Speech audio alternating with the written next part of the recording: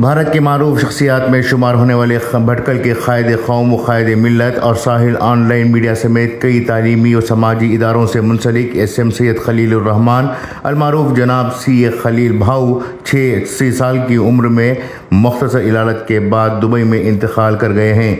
جناب خلیل صاحب کو منگل کے روز پیروں میں شدید کمزوری کی شکایت کے بعد دبئی کے منقول ایسٹر اسپتال میں داخل کیا گیا تھا۔ اسپتال میں دوران علاج رات تقریباً 12 بجے انہیں اچانک دوہرے دل کے دورے کا سامنا کرنا پڑا، جس کے بعد ان کی حالت انتہائی تشویشناک ہو گئی اور انہیں فوری طور پر ICU میں منتقل کیا گیا۔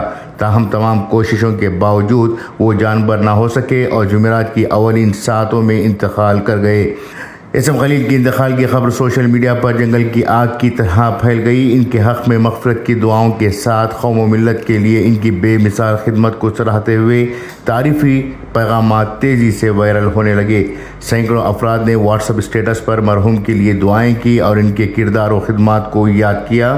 قوم نوائد کے اس عظیم سپوت کے انتقال کی خبر نے پورے شہر کو سوگوار کر دیا اور ہر طرف غم و افسوس کی فضا چھا گئی۔ انجمن حامیہ مسلمین کے صدر اور جنرل سیکرٹری کے طور پر ایک طویل عرصے تک خدمات انجام دیتے ہوئے جناب خلیل صاحب نے نہ صرف انجمن کے تعلیمی اداروں کو کامیابی کی بلندیوں تک پہنچانے میں اہم کردار ادا کیا، بلکہ بھٹکل اور اطراف کے علاقوں میں کئی اسکولوں اور کالجوں کے قیام میں بھی اہم کردار نبھایا۔ یہی وجہ ہے کہ ان کے انتقال کی خبر سن کر کئی تعلیمی اداروں نے تعزیتاً چھٹی کا اعلان کیا، جن میں انجمن کے تمام تعلیمی اداروں کے ساتھ ساتھ معروف دینی درسگاہ Jamia Islamia, Shams English medium school, Naunihal central school, Ali public school, Madrasa Islah البنات اور آئیڈیل انگلش اسکول کمٹا کے نام بھی شامل ہیں۔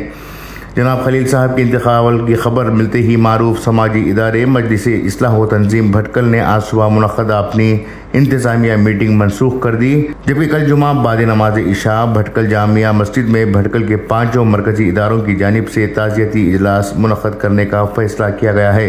فی الحال مرحوم کی میت دبئی کے ایسٹر اسپتال میں موجود ہے۔ کاغذی کارروائیوں کے بعد میت اہل خانہ کے سپرد کی جائے گی اور آج شام تک دبئی میں ہی ان کی تدفین عمل میں آئے گی۔ ساحل آن لائن کی ان پٹ کے ساتھ انقلاب نیوز، بنگلورو۔